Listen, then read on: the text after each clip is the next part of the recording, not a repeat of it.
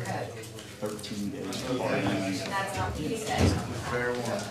What's very It's more than the culture. It's about the individual child. It's not very I'm nice. doing this for the well-being of the children. Calling you? Did I? Yes. Oh. Got to break here. No, it's the kid. I learned the culture too. It says, what did he do? Making sure our children succeed. Yeah.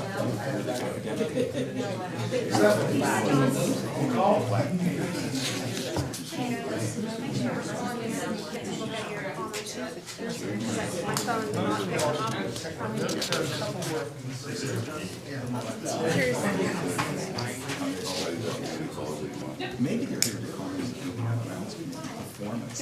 It could be. Is that a pass? Yeah, I mean,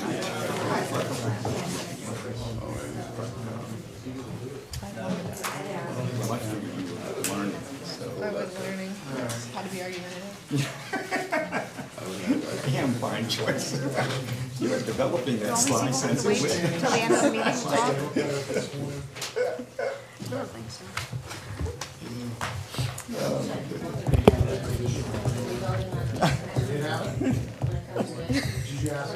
No. No, if anything, unless we hold separately. Chad didn't show up. Schroeder didn't. Dottie didn't. Aaron Best didn't. I thought she was on that. No? Buildings and grounds? I thought, I don't know. I don't think so. See, at least I'm not on that committee. Huh? At least I'm not on that committee. I thought it was a big issue and everybody was like, hey, I don't care. I had full faith in your abilities. That's why I felt like I didn't want to go.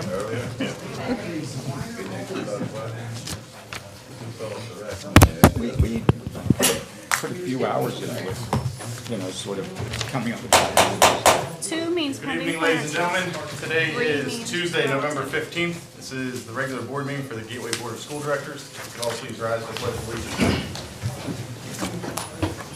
I pledge allegiance to the flag of the United States of America and to the republic for which it stands, one nation, under God, indivisible, with liberty and justice for all. Thank you. Roll call, Bonnie, please. Mrs. Byrne. Present. Mrs. Cerrucci. Here. Mr. Lapsevich. Here. Mr. Nola. Here. Mr. O'Donnell. Here. Mr. Ritter. Aye. Mr. Stubenbort. Here. Mrs. Warning. Here. Mr. Williams. Here. Very good. Do we have anyone from the public that would like to speak on agenda items and agenda items only to start? Oh.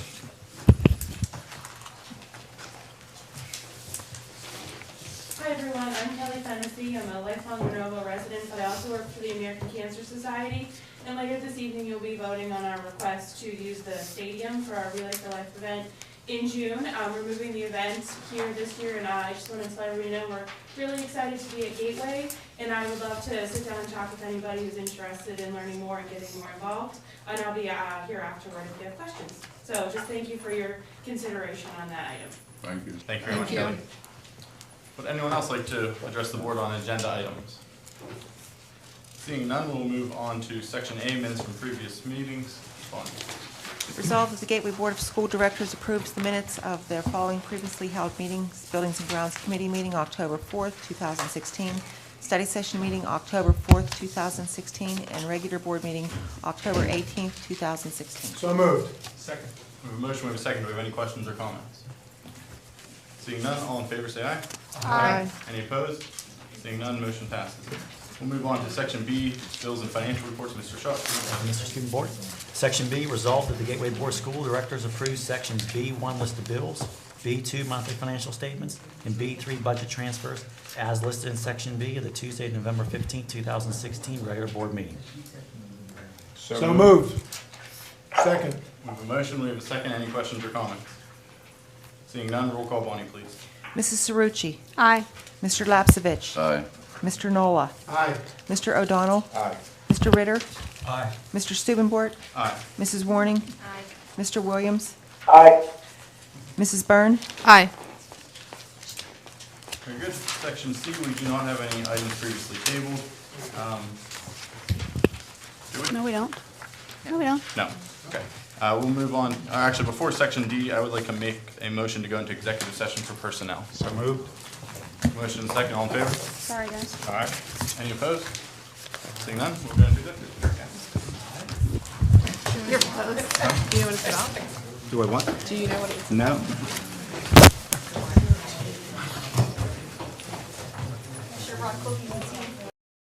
An executive session for personnel issues. We have a motion to come back into the regular board meeting. We have a Second. motion. Second, all in favor? Aye. Any opposed? Seeing none, we're back in meeting. We will start with section D. Mrs. Crump. Mr. Stukenport, resolved that the Gateway Board of School Directors accepts and approves the personnel agenda items 1 through 5 as listed in section D for the regular board meeting of Tuesday, November 5th. Under section 1 for resignations, we have 5 resignations presented that were on last week's study session. Under section 2, there are 9 transfers for the collective bargaining agreements. Under section 3, there are 9 leave of absences listed. Under section 4 for employment, we're asking for approval for A through F. And H. And then under supplemental contracts for section H. So moved. Oh, you a volunteer? Whoops, I still have 9 volunteers. Yes, I'm sorry. That concludes. So moved. Second. We have a motion, we have a second. Any questions or comments? Could you do roll call, Bonnie, please? Mr. Lapsevich. Mr. Lapsevich. Aye. Aye. Mr. Nola. Aye. Mr. O'Donnell. Aye. Mr. Ritter. Aye. Mr. Stubenbort. Aye for all except for F. I will abstain just because I graduated high school here. Mrs. Warning. Aye. Mr. Williams. Aye. Mrs. Byrne. Aye. Mrs. Cerucci. Aye. Very good. All right, I just want to bring up one thing real quickly, and it has to do with personnel, and it has to do with the Teamsters contract. And I just want to bring everybody on the board up to speed on one of the little issues in the contract, and it has to do with basically since the Teamsters got a new contract, since they one of the languages in there said something about if you miss a day in your first 90 days and you lose 25% of your pay and You don't lose. well, you don't get. Yes, under the terms of the contract, new employees are hired at a provisional rate of 75% of their pay. At the conclusion of 90 consecutive days, if they have not been absent, then they get that 25% reimbursed back whole. So they don't lose, it's just, Right. they don't start off with it, let's say. Right. So I just want to bring it to our attention, because it was brought to my attention and a couple others' attention, and I think that we should consider looking at it and maybe making a, some, like Mrs. Crump looking at it and Mr. Short looking at it, and maybe coming up with something. I just wanted to get the ball rolling so that people can think about it. If you have some more thoughts or details, I don't want to get real in depth into it right now, but I just want to get it out there so that everybody can think about it. If you have any questions, you can ask me or ask Mrs. Crump about it, and I think that's all I really want So to say. I don't understand what we should think about. I think we should think about, here's what actually happens. If a person is like sick for a day, Death in the family, anything, right? they basically, you got to get 90 consecutive days. So basically, it just keeps moving until you get those 90 consecutive days. So you want us to think about whether If to maybe mitigate that barrier.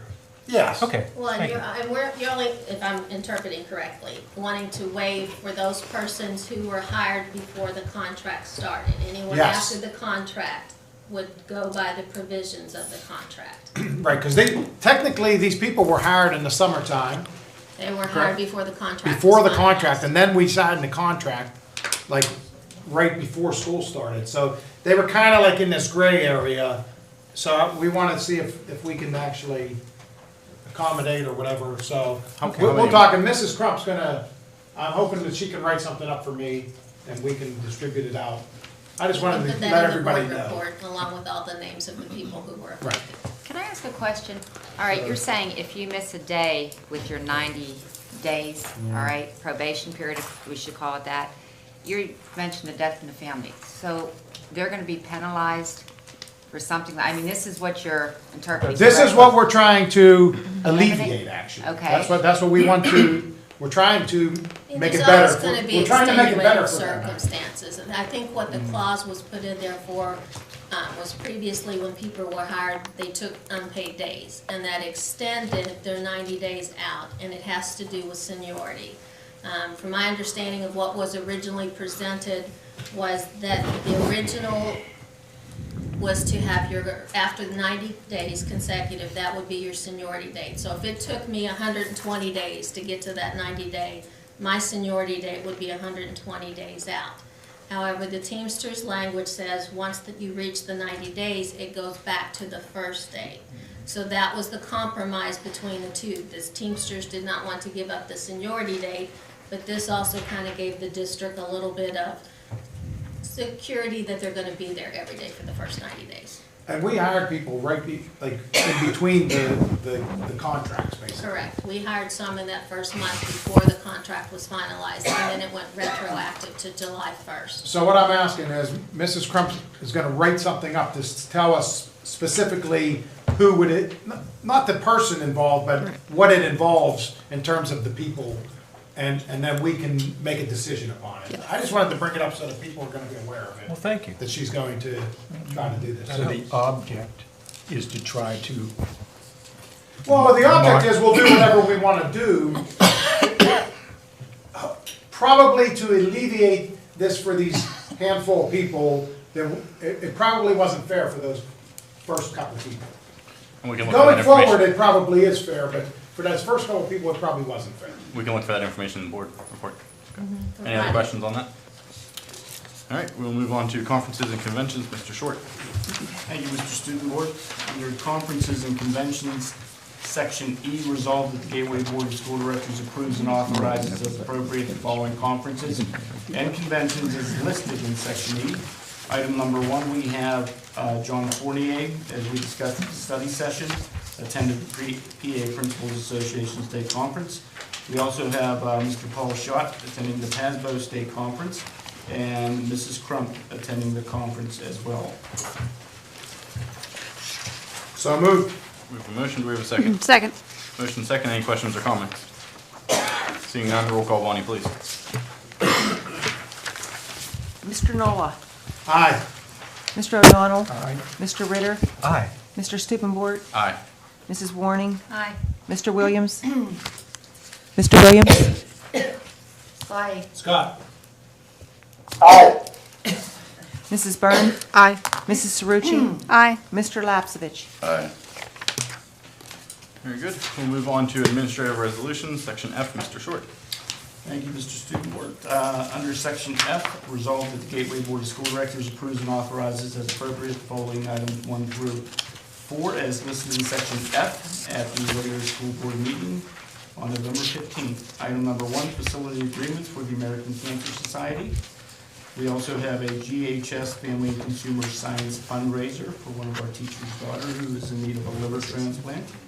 Also, the Greater Johnstown Career and Technology Graduation and Practice Ceremony. If you go to page 2, the Atlantic Coast Softball Baseball Tournament, utilizing our fields for both months of May and June and also through September. I'm going to have Mr. Schott, could you take item number 2 and 4? Just before we go there, because I was asking Paul, let's take the Atlantic Coast Softball Baseball Tournament, for example. The estimated cost is $8,600. So does the $8,600 include the rental fee and coverage of any personnel that we have to put out for that? That's what I'm... I think so, for the totals for that. So who put the numbers together, the 86? Who estimated that? Should be Patty. Yeah, Patty. Okay, so she's saying, okay, the rental number is, I don't have the policy in front of me, the rental number is 7,000 as an example. It comes in and then all the... And they need these additional personnel. Okay, and that applies to all of these, that's fine. Okay, thanks. just one thing about that. I'm assuming that all these, because these are a lot of days, I'm assuming that we're not needing these fields for these 30 days. Yeah. I can assume that. That's And correct. board policy says any athletic, I any need them, we trump. Because that's pretty, Trump that's any. a lot. It's just a lot of days. I'm just, like 30 days, that means, because once we kind of say yes to it, we kind of got to let them have it. Does Randy get notified of these in advance? That's a good point. Do you know? They have a calendar they follow. They do? Yes. Okay, so he There's a sees, calendar and they- he yes. sees it as a tentative, not board-approved item. And he would be able to say, as Neil's suggesting, wait a minute, we're scheduled to use that field 2 out of the 10 days. Patty checks the calendars prior to committing to any of these dates, to make sure that there's no district use on that field on that day. Okay, Nothing on it. okay. It's good revenue.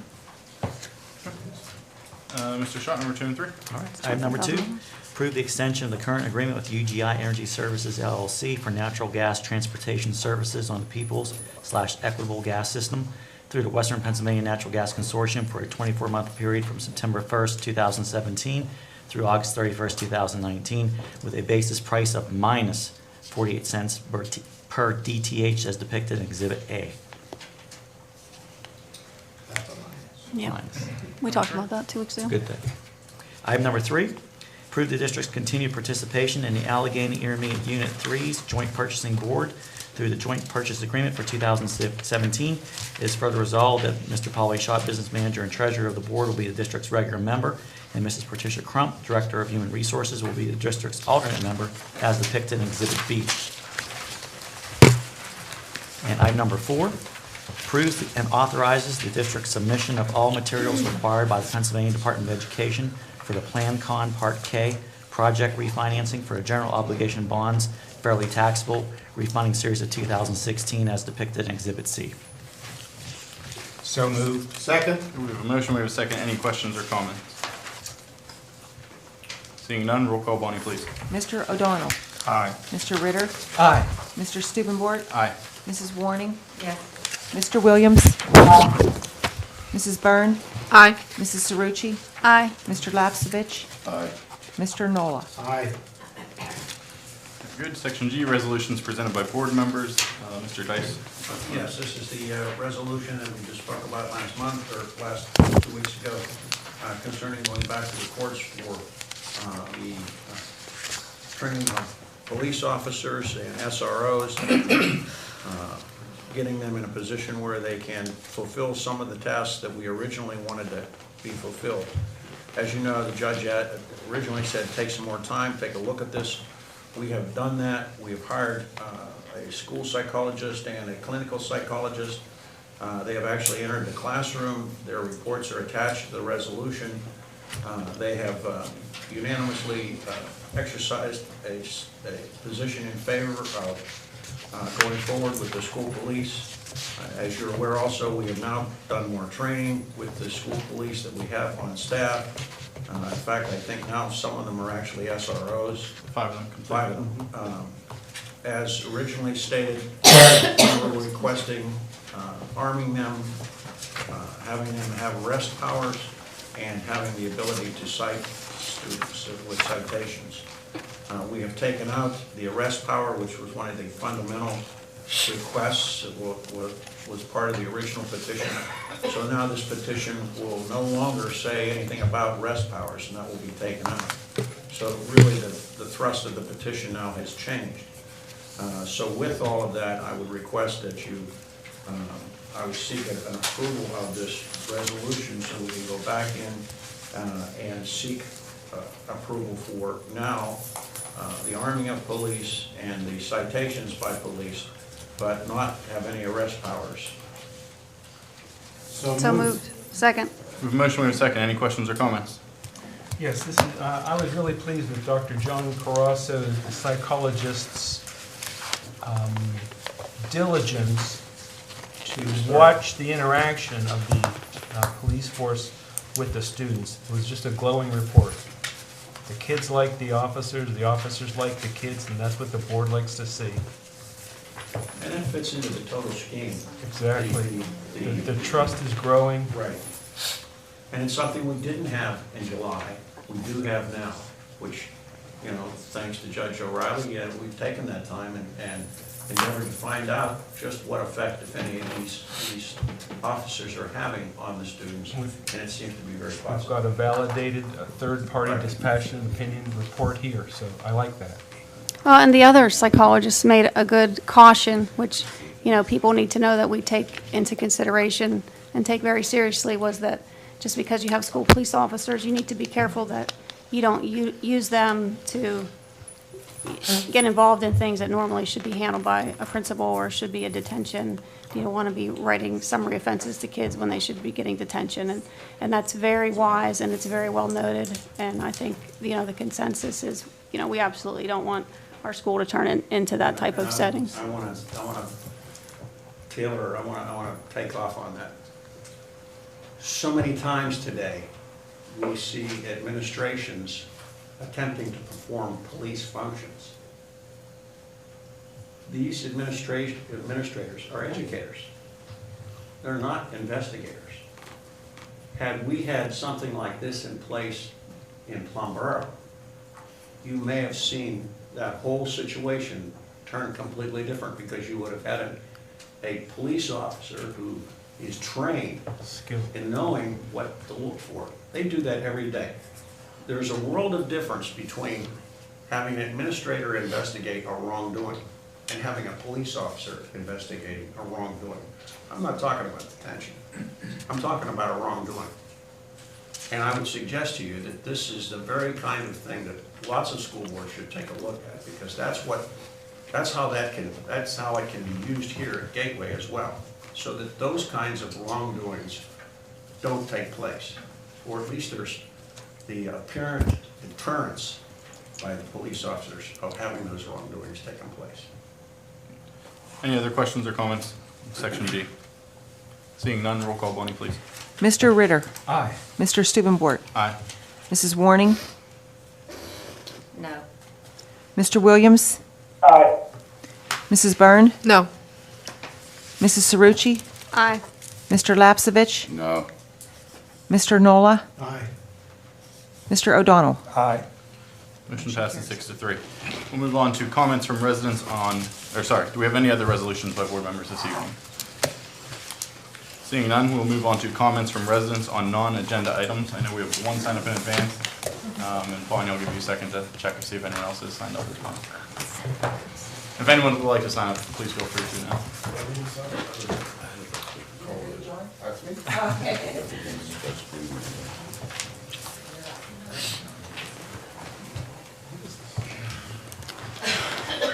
Do you have the votes for it? For the Minerva Listserv? For the Minerva Listserv? 4 minutes, 47 seconds. 4 minutes, 47 seconds. We'll pass that around. We'll start with our first speaker who had signed up in advance. So if anyone would like to, that'll be going around. John Walker, if you could just state your name and address for the record, please. My name is John Walker. I'm also known as the guy who wears shorts to the football field. You're 733 Illini Drive.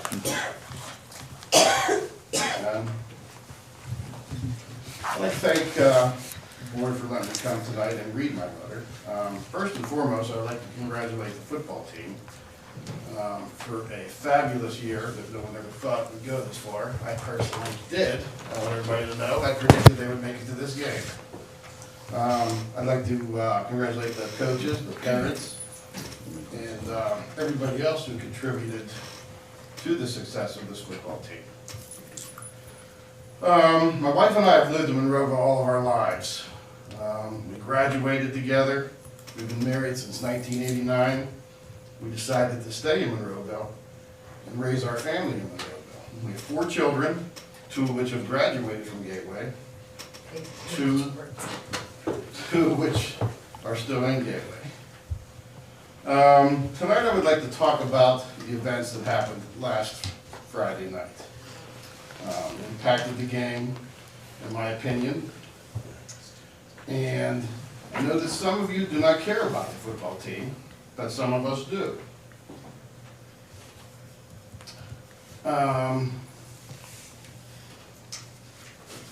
I cannot state exactly the reason why I'm here tonight, because it deals with a student. It's a student that means a lot to me. Some of you know this boy means a lot, very much, you know, enough said there. But what I can tell you is that it involves a rule that, in my opinion, is unfair and has been bent in the past. So what we were asking was nothing that was new. And it's a rule, in my opinion, that was originally put in place out of hatred and to keep people out of the district. When I asked the school board to name one child that this rule has helped, he could not. And I answered, I can name one child, but it wasn't because of the rule. It was because of an outside influence that helped this boy. This is more than the one I'm talking about originally. But he did come through, had a lot of help from outside the school, and he did have help from inside the school, but most of it was outside.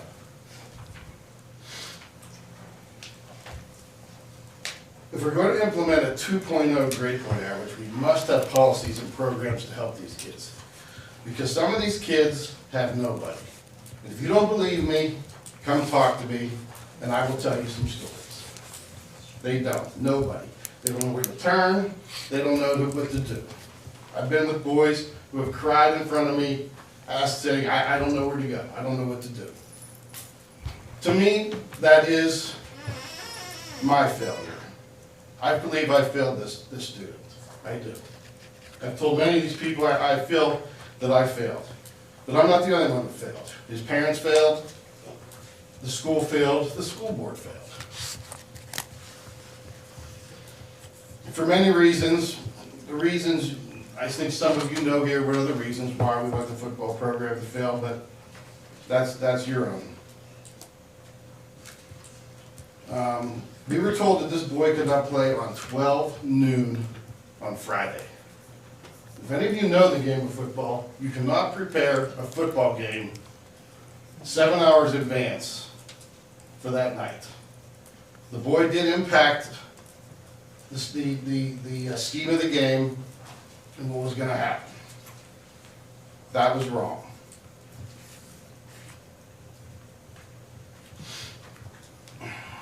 If some of you have played this game, like I have, I've coached it, there's many people in here who have played this game, know how hard it is.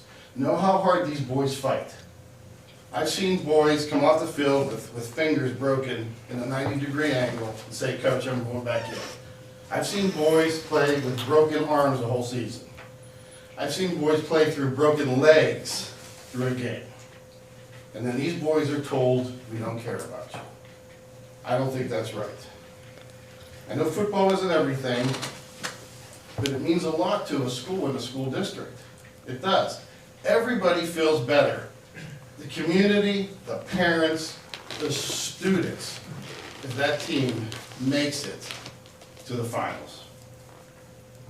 I'm going to tell you a little story. 10 years ago, a few of us in this room predicted that this would be the year that these boys would make it to the finals. We did. We sat around and we said, this is in 2016, this is the team. And in my opinion, one of the reasons they didn't was due to the school. Thank you, Mr. Washington. Can I just make a? Walker. Sorry, Can I make Walker. That's all right. Can I make us say something? When we were talking about another sport where we were contemplating a coach, we let them go a lengthy period of time past the 5 minutes, and I don't know where we're going to cut them off now, because we had residents speaking on a coach's behalf, and we let them talk past the 5 minutes. So I personally feel that we should not cut Mr. Walker off. I don't know, it's very, I only have a little bit short. It does actually talk about Coach Hall, if you want me to. Yeah, I'd like to hear it. If you could wrap up. Okay, it'll be very quick. One of the reasons the football team is back on track is because of Coach Hall, in my opinion. I'm not sure he was used to the drama and the political nonsense that he got into, but he got past it. I think what would be best for this school, this community, would be to offer him a job at this school. I'm not saying he'd take it, never discussed it with him, but it would help having a coach on staff to help these boys with the 2.0 role. Then someone's here to watch and guide and help. And it's not outside influences, which it is hard to do. And basically, that's was the remainder of my letter, and I thank you for giving me that little extra. I have a sentence here that I'm not going to repeat. Don't you at dare. the end. Don't you dare. That's it. Tony won't let me. Thank you, Mr. Walker. Thank you for the extra time. Thank you, Mr. Walker. Bonnie, who do we have signed up next? All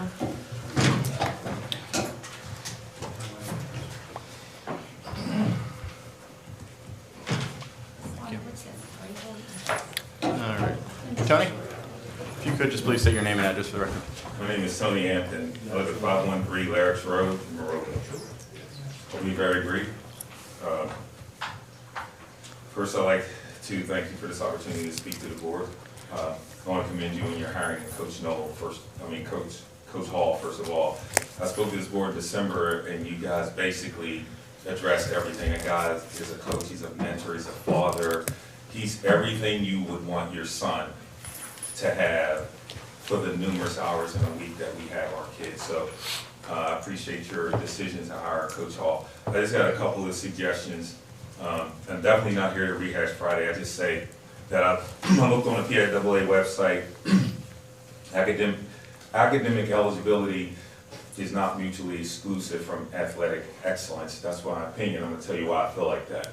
Because in the PIAA, they just say passing. They don't put 2.0, they don't put 1.0, they don't put anything in there. WPIAL says the same thing. They just say passing. We know passing is 1.0, but we want to be academic excellence. We want that U.S. News and World Report on our website, and I'm all for that. So my son has two parents. We moved here 20 years ago. We're all Gator Black and Vegas Gold. If my son gets a tardy, I want to pull him from the football team. The reason I can't is because of the investment of the other people that are involved in that process. This is not golf or tennis, right? So when my son is falling asleep and putting his head down in a classroom, and I address it with the teachers and we go through that process, I want to say you can't play football. I want to use that as punishment, right? But punishment without any kind of tangible outcome is just following rules. So what I told my son is, and I talked to Coach Hall because my son was a big part of our football team, but you need a 3-0. You need a 3-0, Anthony. I don't care what the eligibility is. You need a 3-0. My son's going to graduate this school as an African-American kid. He's going to have a 3-1 when he graduates, okay? He's going to end up at St. Vincent's or Duquesne somewhere with all types of money being offered to him because of this academic excellence that we had. It's not mutually exclusive from the things that Johnny talked about. Our community is hurting right now. And to devalue what athletics plays in our national, with our Olympic team, state, city, with our professional teams, to devalue that and say, hey, you know what? We got this hard and fast rule, and we don't care what collateral damage comes from it. So here's my suggestion. I got two, and then I'm out of here, okay?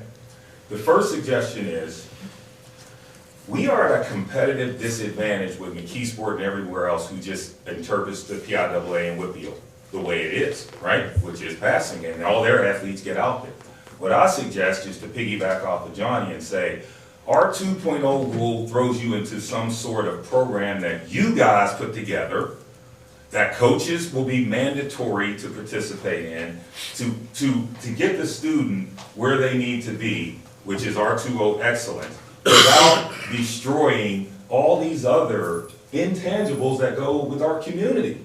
Why should it? It's not going to help that we just destroy that kid. That kid's not being built up from this rule. But if we put together this collective group of intelligence, say, you know what, we are at a competitive disadvantage.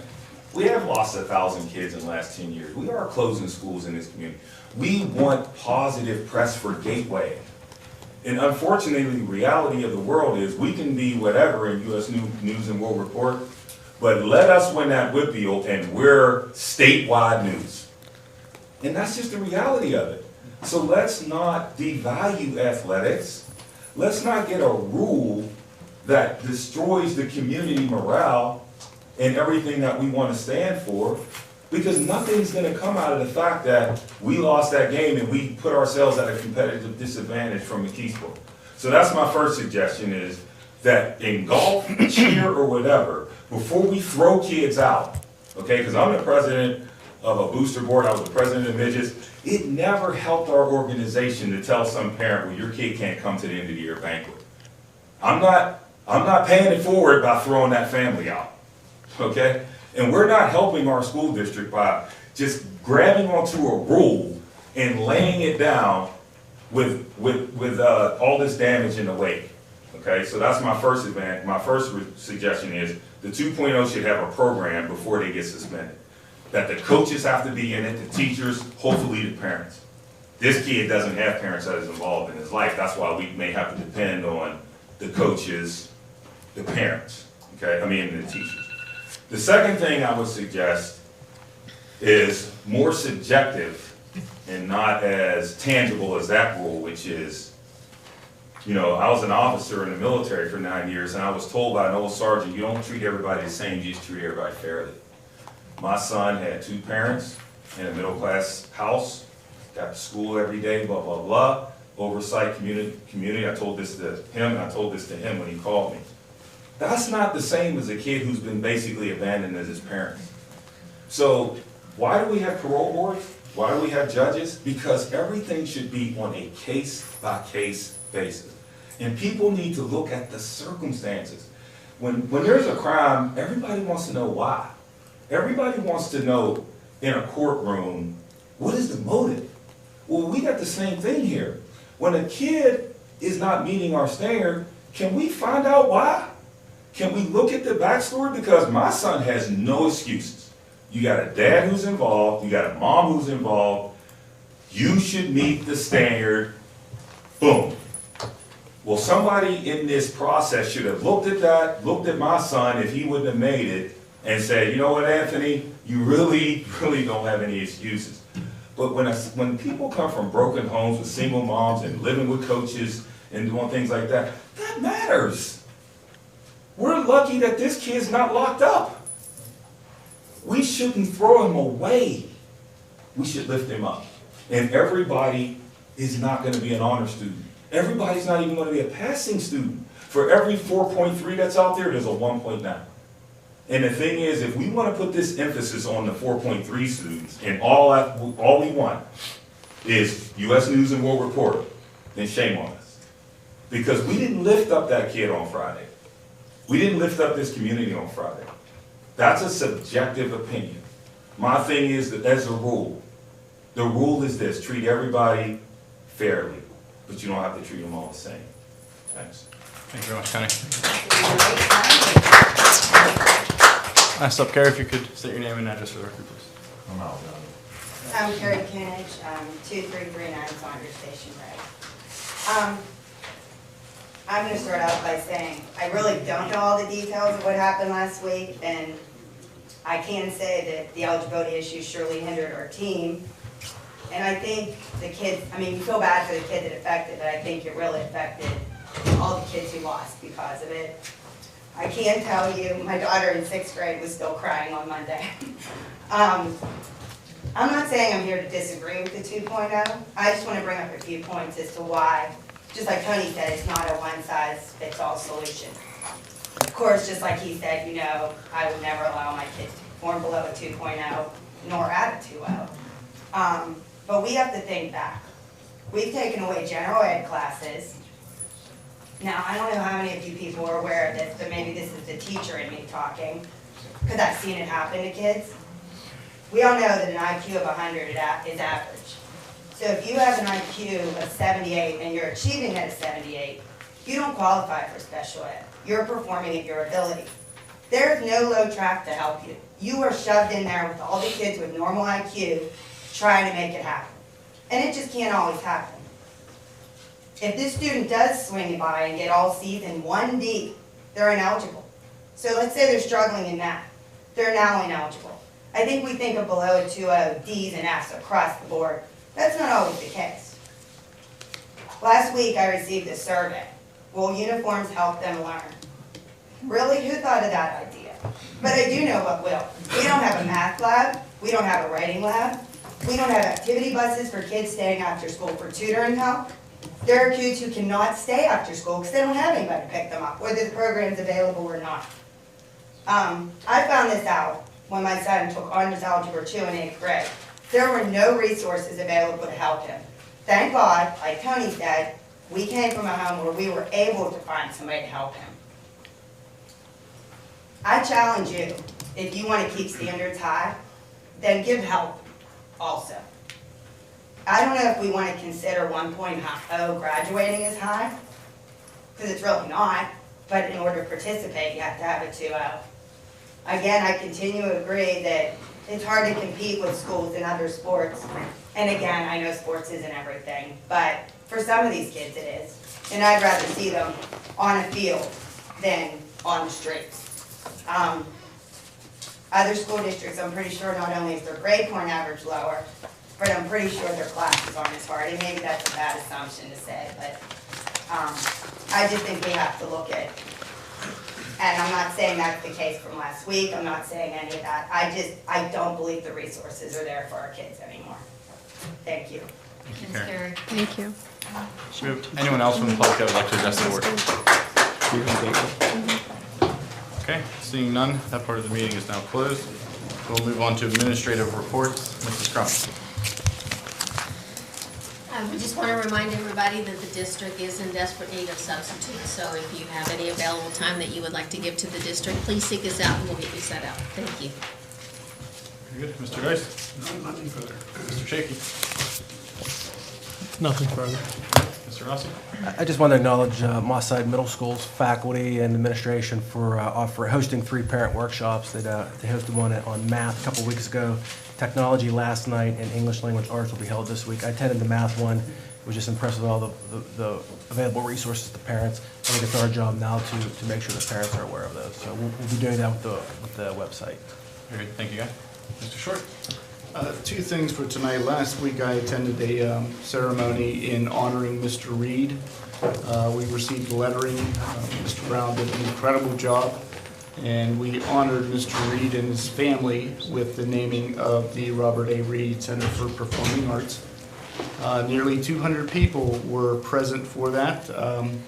Mr. Reed was overwhelmed with the reception.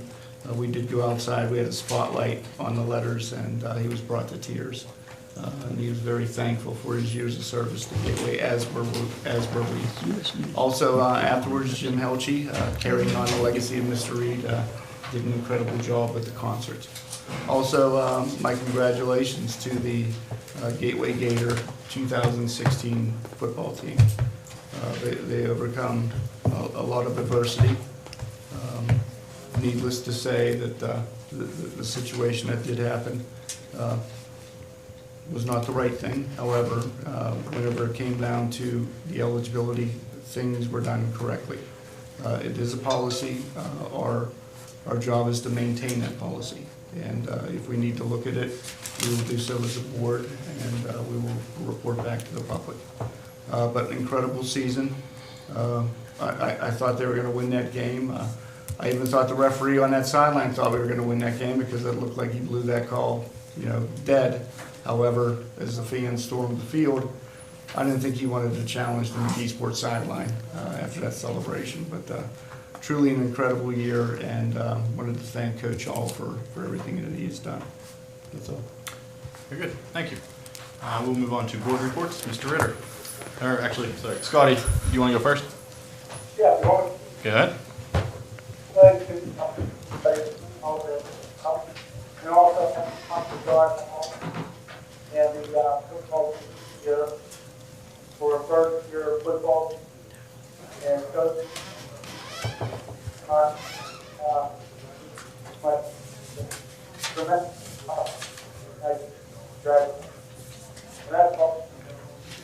Basically, I want to congratulate Don Hall and the football team, and on a great year, and I think that's all. Very good interpretation. Right, Scotty? That's it. All right. As you can see, it looks like our technology needs updated a little bit. Mr. Ritter? Sure, 2 items. What's the status of the school uniform survey, and will it be generally available to the public? I had someone ask that question. That's a good question. We do have a handout from Dr. Chakey that he was going to make available to all the board members with bar graphs from the responses. We could pass it out after the meeting? Okay, so that's a finished survey, but my question on behalf of the resident was, could we like put it up on the website and have people? Absolutely, that is our plan, yes. Very good, okay, thank you. So Is the survey closed? Is it still open? Survey is still open. We plan on closing it on Friday. Okay, next, how can we best identify, prioritize, and launch work efforts for buildings and grounds studies that have already been conducted? So we need to dig into that. We need a way for the board to actually roll up our sleeves and begin to push some of those forward. So how can we best do that? I'll be commenting on that. Thank you, that's all I have. Very good, thank you, Mr. Ritter. Mary Beth? I wanted to acknowledge our school police officer Fran Ferragonio and his daughter Lauren for presenting a fantastic anti-bullying session to the students at Moss-Side Middle School. He gave his personal experiences as a parent and as her as a child was bullied, and she shared a lot of her experiences and how she grew from that. And she is a recipient of 2 national championship rings for the 2014 and 15 Passion football team. So I had received a couple emails and phone calls about how well that seminar went, and I just wanted to give them a shout out of appreciation. I feel like I need to respond a little bit to the football incident. First, I would like to say that I am someone who supports football. My son has played football since he was in 5th grade. My husband went to an Ivy League college on a full football scholarship that he would have never been able to afford if it wasn't for sports. And he graduated and he had a degree in mechanical engineering from Lehigh University. So academics is important, sports is important, and I think that it needs to continue to be part of a well-rounded education for our students. However, I did vote to not allow a particular player to vote because it was the policy.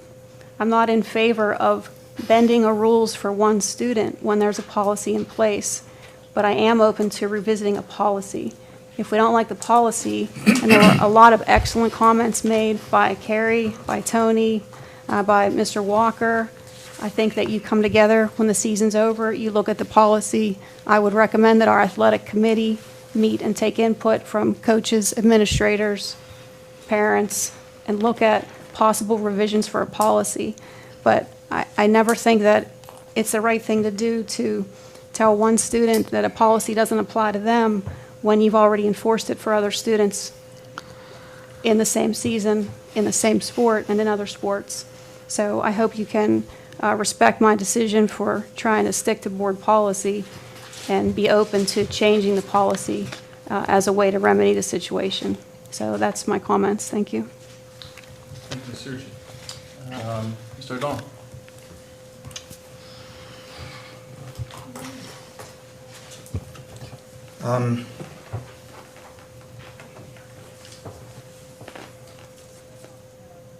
If we're going to serve students well in this district, then we are going to serve them by providing them with the best education possible. When our students graduate from this school, I want them to be able to attend any school on their academic merits. That's our first, second, and third obligation as school board members. Now, I think everybody on this school board supports extracurricular activities. There's no question whatsoever. We voted on a regular basis. We support the football program, and we support another dozen other kinds of programs. And we allocate substantial amounts of money in that direction. But in the final analysis, my guess would be 99.95% of our students leave here and don't pursue golf or swimming or tennis or football or anything else. What they have to pursue is employment. And if we don't ensure that these students graduate having achieved the highest level of academic performance possible, then we haven't done our job. There were a couple of comments made by the one gentleman about U.S. News and World Report, and I don't see it on our website. I don't know if there's... Scroll down. If there is, okay. That's an extraordinarily difficult achievement, goal to achieve. And this school board's administration and teachers have done that. And I think that over the next 3 or 4 years, we're going to see the scores in every one of our schools go up. Top 10 in southwestern Pennsylvania high schools. Top 10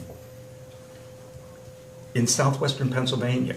We have 40% free and reduced lunch students here.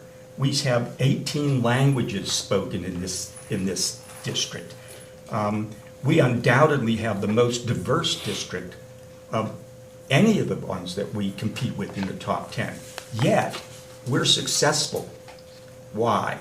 Because this board and previous boards have focused on academic excellence. We compete against, and help me out here, Mount Lebanon, North Allegheny, Peters Township, Upper St. Clair. These are the schools that are in the top 10 with us. This is something that we should be celebrating day in and day out because it's an enormous achievement. And the credit goes to the students and the teachers and the administration and the board because it supports everything that goes into making academic excellence the name of the game. And we've achieved that. And we're going to do an even better job. So as a school board member, while I support extracurricular activities, I don't want the public to think that in any way, shape, or form that I'm going to change my stance with respect to that for golf or swimming or any sport. And by the way, I had 2 kids go through this school district, both athletes, both swimmers, both good swimmers, and there's no job in life after swimming. There's no jobs. Now, they both have done well. Why? Because they were academically prepared at Gateway to do well. So that's where I'm going to remain, position-wise. Doesn't mean I'm not willing to look at a policy. I mean, we do this on a regular basis. But I think we need to spend at least as much time. And we have a big turnout here. Most meetings, we don't have 3 people here. I'm chairman of a GAP committee. We're looking at presenting to the board a report on how to close the educational achievement gap in our community. So statements to the effect that maybe we're not concerned or we're not doing anything about it is just simply wrong, just absolutely dead wrong. So I'm hoping that people that walk away from this meeting walk away celebrating the academic excellence of this school district, recognizing that the school board is willing to look at policies and continue to change them if it's required. But in my humble opinion, we need to produce young men and women who are absolutely prepared to go into the workforce as best we can. Thanks. Thank you, Mr. Dalton. Stephanie? Yeah, I would like to thank the residents for pointing out that while the district does offer stipends for teachers who tutor, the school district does need to do a much better job of ensuring that our students who are struggling do have the support that they need. And I really appreciate the 3 residents who came out and spoke to that need. And I agree with all 3, and I will look into that and see what the school district can do to help the children that we have a hard time reaching and that need our help the most. So thank you. Thank you, Ms. Byrne. George? Okay, good evening, audience.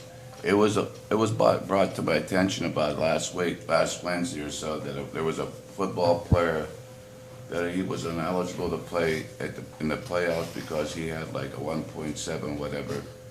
And Mr. Short, the superintendent, and Mr. Murphy said he couldn't play, which I honor their wishes because they're following school policy. But he also was in target for the WPAL ratings. He was able to play. He wasn't the only one that couldn't have been able to play because there were 7 or 8 other McKeesport players that were able to play and they had lower average than he did. So I met with him with a couple supervisors because I was on the athletic committee, and I questioned with a few questions, and he was sincere to me.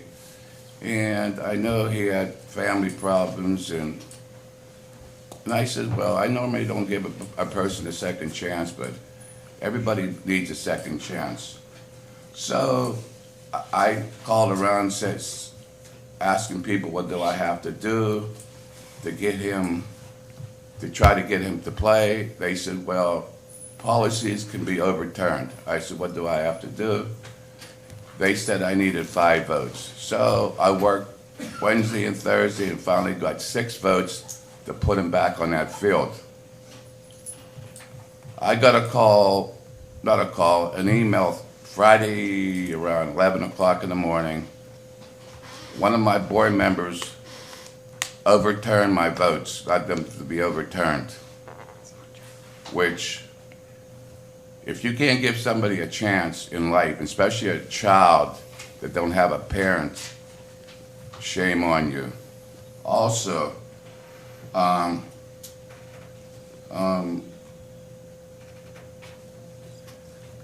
okay, and I was at, okay, if you're gonna follow a policy, I wish the policy would be always followed, and I would follow it too.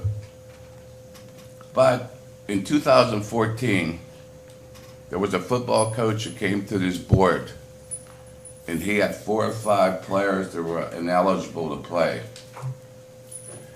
They pulled a straw vote that evening, and all 5 players were able to go onto that field.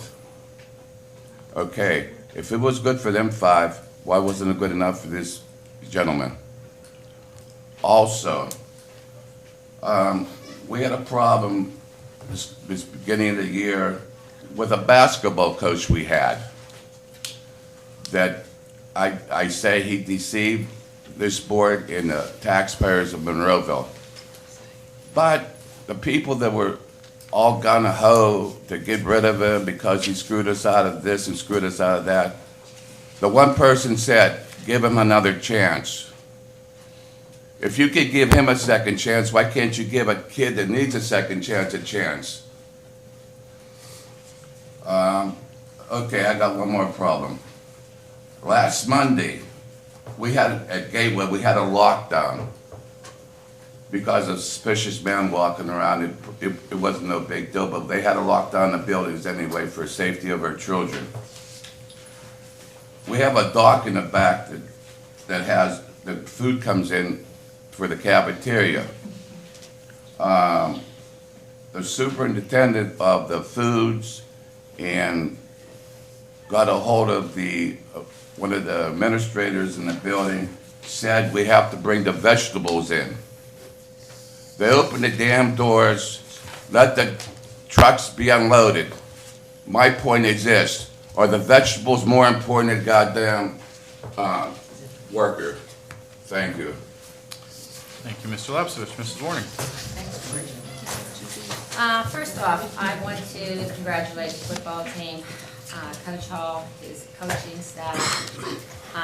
You guys, I have to admit, when we were listening to the coaches, the applicants, I was a little apprehensive in Coach Hall. I mean, everybody that was sitting there, I addressed, my concerns, but it made me a believer out of him. I watched how he brought these kids together. I haven't seen that since an old timer's been here. My coach, Terry Smith, has really worked well with my kids. Dawn Hall, congratulations, and I hope you stay around here for a long time with your coaching staff. To the boys, we sat through a game like that down at Heinz Field in 2007, and it happened right at the end again. Yes, Gateway did lose that game. Friday night, Gateway should have won that game. It was a ref's call that should not have been made. The ref closest to them, which I will never pick on refs. I've learned to sit in the stands and be a parent, but that was a bad call. But anyhow, from that, yes, don't even go there, Chad, because I think you said that too. Tomorrow, the Harlem Wizards will be putting on a basketball fundraiser up here at the high school, and fundraisers for Gateway Middle School. You can get tickets tomorrow at the gate, even still at the Gateway Middle School, they were $12. It's an excellent program. I mean, just, there's teachers that will be playing against I call them Globetrotters, but they're wizards. We'll be playing against them, and it's really a fun evening. So it's the doors open at 5:30, so I'm inviting everyone to come and enjoy a good evening. For our website, I'm getting so many compliments on it. Things are so easy to find now. It's easy to update by the teachers, putting assignments on. Thank you to everyone that's worked on that, and Micah, thank you still for trying to find easier ways to get into everything. I know I'm long-winded, but here we go. Thank you to all the schools that did put on Veterans Day programs. I was able to view some of the programs via the website, and there were a lot of veterans that showed up to these programs. My dad would have been in seventh heaven if he would have been able to attend that, but God had other ideas. But the people that I did see sitting there beaming, that they were being honored, it's something, I just thank all the staff, principals, and the district for setting up the programs for them. I want to send sympathies out to the Tartaglia family. Patty is a paraprofessional at Evergreen, and her brother Richard, everybody knows his mother, just recently lost their mother. My sympathies to you and the family. Before I forget, I do want to wish everyone a happy Thanksgiving, and we've had some issues that I need to address as a board. 2 months ago, a concerned citizen brought something to my attention. I brought it to administration. They were looked into things. I really didn't see much being done, which I need to address as soon as I can get some things going here.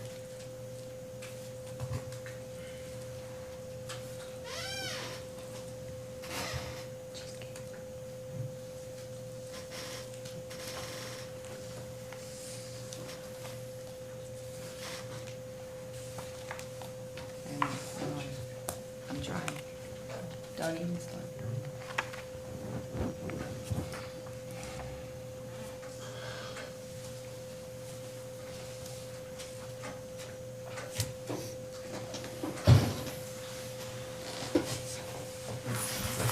Okay, I was approached by a resident. I was able to look into some of these with another board member. We have this that is being served to our students. This particular cheese had a date on it of 2011. This one, I can't even address. This is white cheese, not blue cheese, but it's white cheese. That is being put out to our students in the district. Don't forget, parents are paying for this. We did have the health department do an inspection. The municipality did inspection. The county did an inspection, which they were all cleared. This piece of cheese, as you can see, is being served that day. One of the recommendations made by the health department was that you can cut off an inch around the mold. You tell me where you can see an inch that you could cut off. I'm still looking for that piece that I think serving the kids. You might do this at home, but I feel we have a lot of students here in the district that have issues with allergies, digestive problems, and we are putting this out. My concern was, when I was looking around, I found in a carton marked whole eggs was cheese. So if we're not hiding anything, why was there cheese in a box marked whole eggs? Which you can see the cheese that's in the box. This was a piece of cheese that was taken out of the egg box. This is that we can cut out the 1 inch. I've talked to several people that do own restaurants. Anything past 6 months, they don't even think of having in their restaurants. This was a shipment of raisins that we had gotten in September. The date on this says best used by 7/15/16. We received this shipment in September. These boxes of raisins should have been sent back and asked for credit, but we are still serving these to our students today.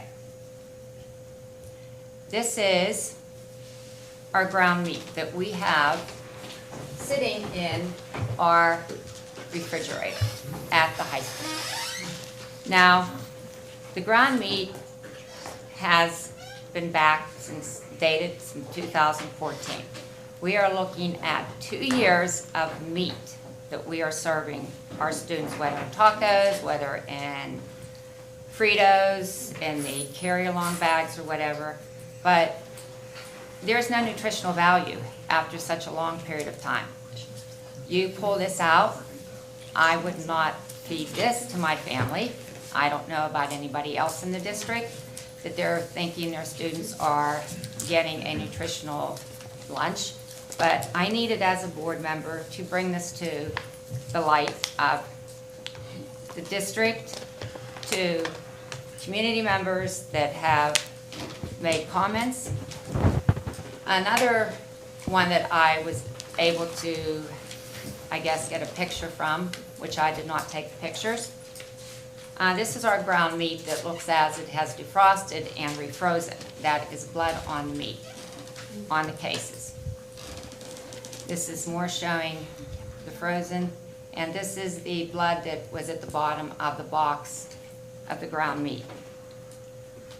I am, and I ran for the best of these kids, to put kids first.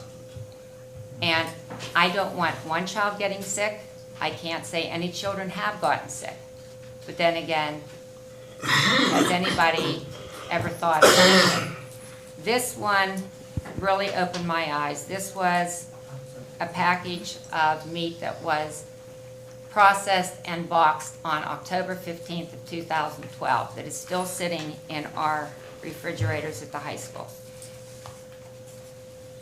That is, if my calculations are right, 4 years of meat sitting there.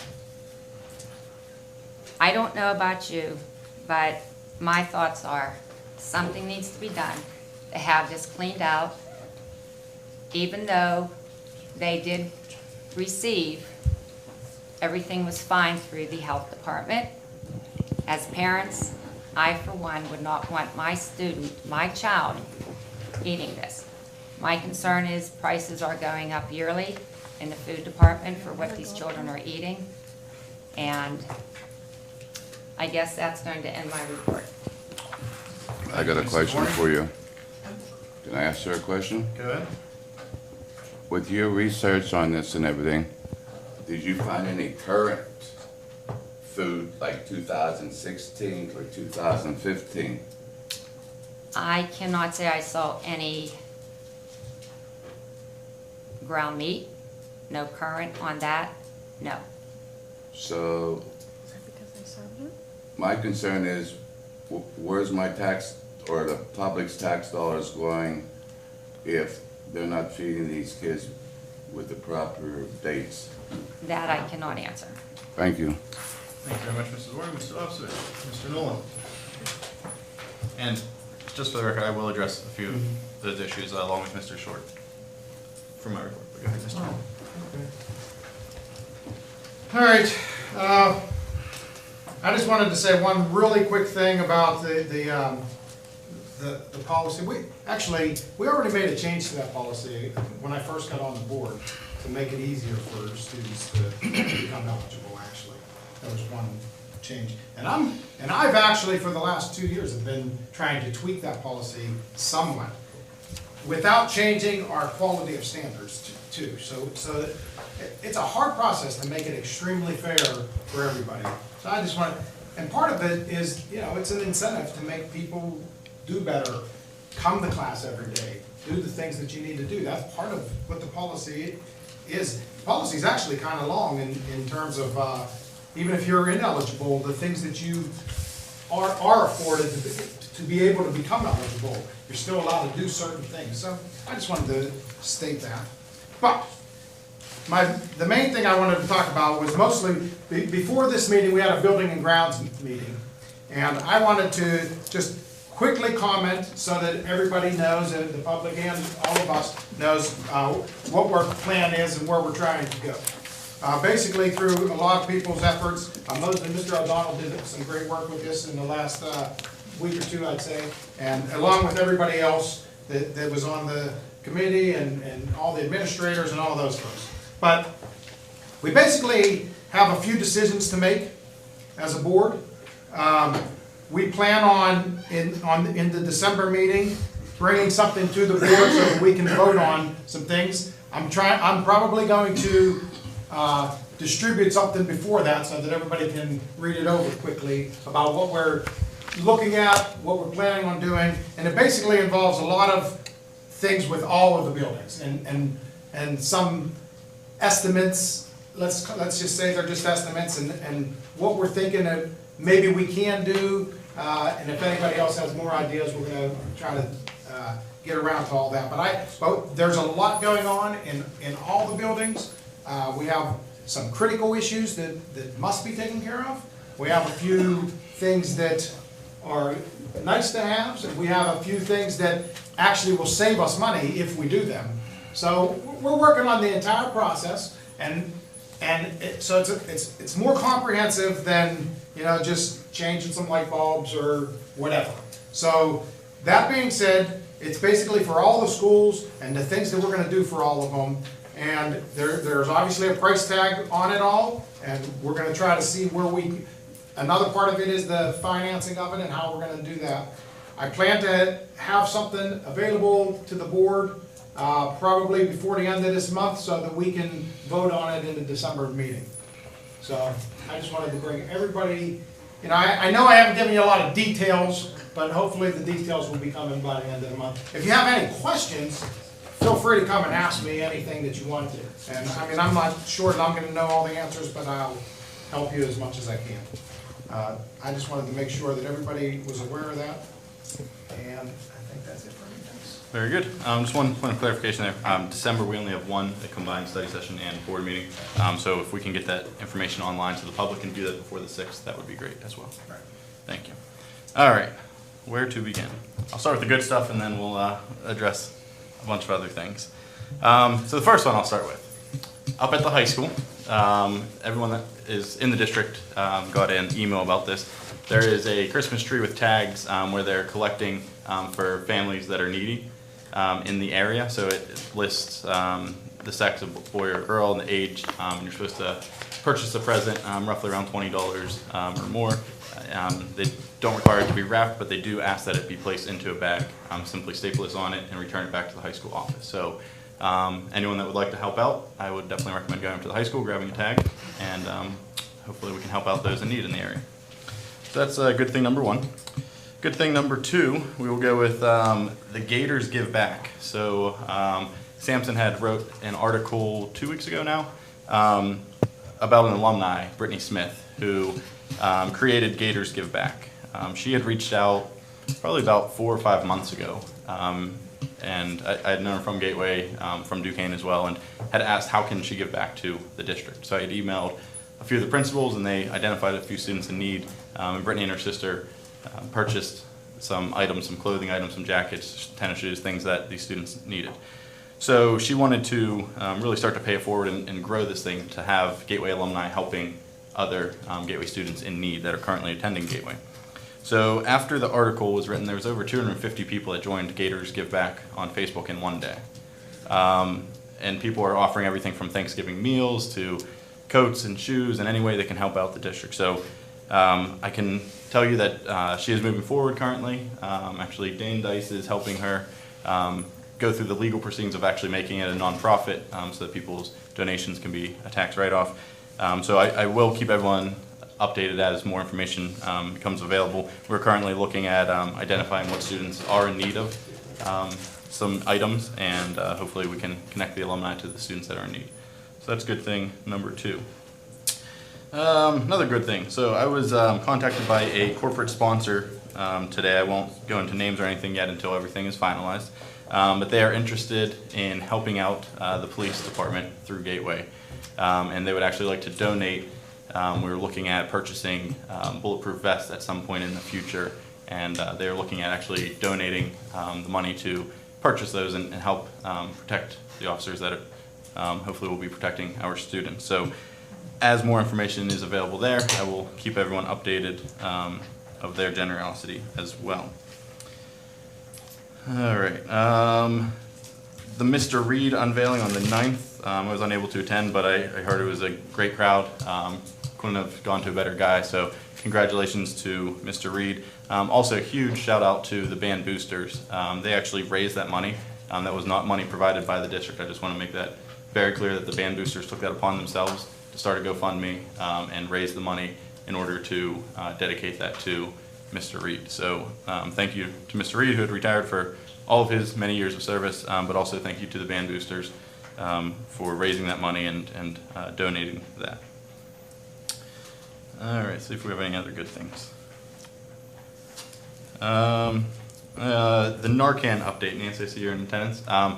Just wanted to let everyone know, the acting CEO of Forbes met with Pete Murphy and myself today, really about an opportunity for students to be exposed to some of the health care fields, but we also discussed the Narcan policy, and they are actually willing, we're going to sit down and go through the specifics, but they're actually willing to rotate it, so it's not a continual expense to the district. So we would have the Narcan on school grounds for a few months, then they would replace that, give us new product, and reuse that on the ambulance in the emergency department, et cetera. So yes, I just want to keep you updated there. Okay, I think that's all the good things.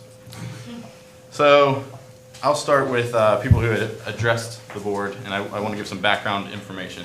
And first and foremost, thank you everyone that came. This is a great crowd, and I know a lot of information is being going out there. I'm pretty sure very few people have all of the information. I'd like to try to shed some light on some of the events here. There were a few allegations that the rule was bent in the past. There's an allegation that in 2004 there was a straw poll. I have no recollection. I might not have been part of that straw poll, but this policy has been in place since 1997, which is 19 years. As Mr. Nula alluded to earlier, it was actually changed in 2014. It used to be you had to have a cumulative 2.0, and was then switched that they would grade off of the 9 weeks and actually the midpoint grading as well. The reason that was implemented was when we were looking at it, when we were going through the policy audit, there are students that perform very well in high school. There are students that have to struggle and have to work hard to earn a 2.0, a 2.5. The board at that time felt it was unfair if, let's say they were going through a divorce, something happened, they lost a grandparent, anything happened where they had a bad 9-week grading period. It was actually plausible with the old policy where if you had a bad 9 weeks, you could actually be ineligible for over a year because you had to build up your cumulative QPA to 2.0 again. So we decided to change that and base it off of a 9-week period. We also allowed for summer school to count one time to go towards that as well. So I do want to just clarify that that was changed and really made it more incentivizing for students to perform well. Mr. Walker had mentioned there was no one that benefited from the policy. I did want to reiterate a point that Mr. Murphy up at the high school, the principal, had told me that there was actually a basketball player who was ineligible last year, sat down with the guidance counselor, sat down with the teachers and said, okay, how do I get a 2.0? How can I make sure that I can play for next year? And he actually worked his butt off and will be eligible to play this year. So I do want to say that in circumstances that it is working, it is incentivizing, and students are progressing. So I just don't want that being bounced around there. The accusation that students were told, and I will not get into any individual student, but that students were told of ineligibility Friday at noon. I do want to address that. The grades were posted on Monday. Election day, the 8th, was on Tuesday. On Wednesday, the superintendent, the building principal at the high school, the assistant principal, and the athletic director all got together and went over eligibility. I believe there was roughly 5 students across all sports and activities that were ineligible, deemed ineligible. At that point in time, the students and/or their parents and guardians were notified that they're ineligible on Wednesday. On Wednesday, I don't know about other board members, I received 0 complaints, 0 emails, phone calls, etc. As George had alluded to, school board members and the athletic director got involved at that point in time and brought it upon themselves to see if there was a way to override board policy 122.1. A supposed vote was taken, and I believe, and I cannot confirm this, but I believe the student was told, I'm not sure exactly by who yet, but that he was eligible and able to play, or that multiple students were eligible to play. When board members were asked about how they voted, they were not provided with accurate information. They were not provided with all of the information, and actually had a board member say that they never voted on the issue, or that they actually had voted a different way on the issue. From that point in time, we did a straw poll vote, and 7 board members out of the 9 had recommended we stick to board policy and administration's recommendation from the high school principal and the superintendent. That was then again reiterated to all students about eligibility and what the policy was. So I do just want to get that out there. This was not something that was thrown out last minute. The 9-week grades came out, policy was upheld, they went through, they notified. From that point in time, I believe systematic abuse of power had occurred, and that's how these things happen. I will say I love being on the school board. I love it for a lot of reasons. One of the things that absolutely is horrible is telling a student, or voting to tell a student you're ineligible to play a sport, to do an activity that you love. That is not something I believe anyone up here enjoys doing. So I do want to also put that out there. So that will be being looked into. As far as several people have brought up, we should have some type of program that helps the students. A program is supposed to be in place, and I completely agree. I think there was systematic failure by the district at upholding that. So if you look at administrative regulation under 122.1, it says that there should be study halls for any ineligible players, that they should be mandated to go to the study halls. Somewhere along the lines, policy was not followed in that regard, and I believe that the district did drop the ball. So I will fully take responsibility of that, and I will fully say that administration is looking into that and seeing where the miscue happened and why that board policy or why that administrative regulation was not followed through in its entirety. So to everyone who brought up that point, I completely agree with you, and I believe that we should stick to the board policy as approved by the board. As far as the competitive disadvantage, if a team cheats, we are at a competitive disadvantage. So I would not go to players and say you should go and cheat. Along the same lines, yes, I understand we have a more stringent eligibility policy than other districts. Some just follow PIAA, which is you have to be passing your 4 core classes, or for any 4 classes actually, I believe. So we do have a stronger standard, which I do like. Steve had mentioned, we ranked in all these rankings, and it's true. And if you look at surrounding districts, they have policies that are even more rigid than ours. If you look at Franklin, they have, I believe it's a 72 you have to have in all of your main classes. If you drop below an F, or if you have an F in a class, you have 5 days to bring it up. If not, you're then ineligible. So there are other things. If the board wants to look at a policy, I am all for it. I think we should. The one thing I would caution all board members and everyone in the public, though, is we should not be lowering the academic standard here at Gateway. We should be uplifting. We should be helping students achieve that academic standard and that bar that we set. But I don't think that we want to set the precedence of lowering an academic standard, especially based on one instance. So I do want to clarify that as well. The gen ed was brought up. Carrie, you know my feelings on that. I could go on all night about that, so I'll hold off on that one.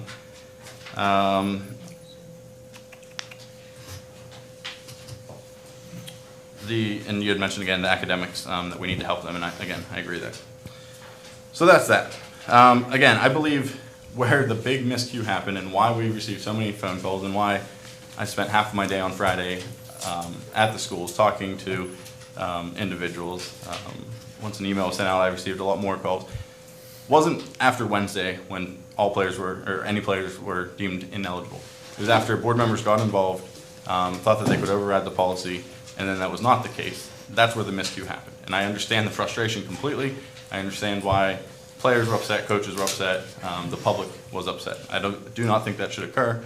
It's been occurring in the past. It probably will continue to occur, and I do not think that is right. So I think all board members should look at that and make sure that we are following policies and procedures. As for the Cheesegate, I will deem it, the presentation that was just shown. Again, a few questions I have, just to make the public aware. This was brought up not by a concerned resident, well, maybe most likely is a concerned resident, but this was brought up by an employee. Why we had board members in coolers inspecting food, I am not sure. I can tell you, when this information was brought up, an extensive investigation was done. This was our next reading material last week. So just to let you know, the health department of Allegheny County came in on October 11th and did a review and went through all the coolers, went through everything, and said that there were no recommendations on areas of improvement. On October 18th, so exactly a week later, an anonymous tip was called into Allegheny Health Department. Another investigation, another review was conducted. Again, no recommendations for any areas of improvement. On another week later, on October 24th, the municipality of Monroeville was called in by Gateway officials to have them do a walkthrough. Again, everything checked out. So I do want to make people aware. First and foremost, I don't think we should be spreading the message that this food was served to students. That there is no information whatsoever that says that that is accurate. I think most definitely there is a huge problem with cycling the food. I believe individuals were being, we'll say, disciplined for not following that policy, and I believe that's where a lot of this came from. So I don't want to get into specifics, but I also don't want the public going around saying we are serving food from 1989 and that our cheese is covered in mold and that's what we're making pasta with. So again, I know nothing of that to be true. I also am not a food expert. That's why we relied on them. That's why we actually called these agencies in ourselves. And then again, an anonymous tip was brought up and they came back out a week later and did another investigation.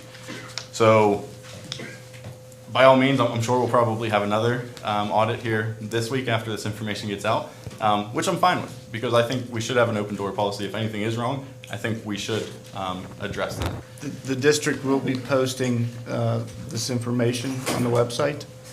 Also, sorry to interrupt, the Food and Nutritional Department has been following all USDA regulations and mandates that are specifically listed on the USDA site. They have been followed. It was investigated. These are the findings. As we talked amongst ourselves, it comes down to the board wanting to develop a policy, setting a higher standard for the food service or the food that we offer our children. We are open to that. We are discussing that, and we will continue to do so. But rest assured that I have not received one phone call about the food preparation, student getting sick, nothing. So I want the public to be rest assured that nothing has happened. Thank you. Very good. And lastly, not lastly, I actually forgot another good thing, so we'll end with that. But to all board members, I again strongly recommend we follow board policy, we follow board procedures. When we get tied into investigating and playing detective and doing all these things, making promises we can't uphold, problems occur, problems arise. Times when we should be looking at, okay, what is good in the district? What accomplishments do we have? I mean, you look at this football team and how great they did. That was a huge accomplishment, and I think, unfortunately, a lot of students were overlooked in their accomplishments this past week because of adult involvement, getting involved with things that we should never have been involved with. So to all students involved with that, I do apologize. I urge, again, I continue to urge all board members, follow policy, follow procedure. It's very easy to throw an accusation up there and say, okay, this is what's happening, this is what's going on, and then it's unfounded. That does not help the district, that does not help the students, that does not help the taxpayer, that does not help anybody. If there's a valid concern, we expect it to be brought up, and we pay people a lot of money up here to do those investigations and to look into those things. I recommend we continue to follow those policies and procedures, have people look into those things. So I'm not trying to sweep anything under the carpet, I'm not trying to say, you know, we should not look into these things, but the involvement, we can't just continue to get involved and create problems. That's not good for anyone. The last thing I wanted to mention, another good thing I forgot, was our gifted program took first in a contest last week for creativity convention. So to them, congratulations. That was a great job. Again, we have 89.4. 89.7, sorry, shortchanging us, in the school performance profile. So to all teachers, to all students, thank you very much appreciated. With that, I will seek motion for And adjournment. we won hometown IQ. Very good. What about the paintings? And Neil, I did that last time, it's the same ones actually, okay. that's why I didn't. I seek a motion for adjournment. So moved. So moved. Second. All in favor? Aye. Any opposed? Seeing none, we are adjourned. Thank you.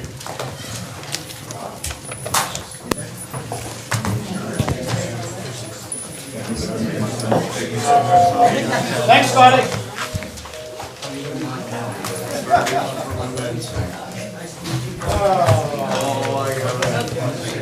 Yeah, I can tell you don't feel good. Take care. Bye. Good, how you doing? Now the football game. Let me talk hockey.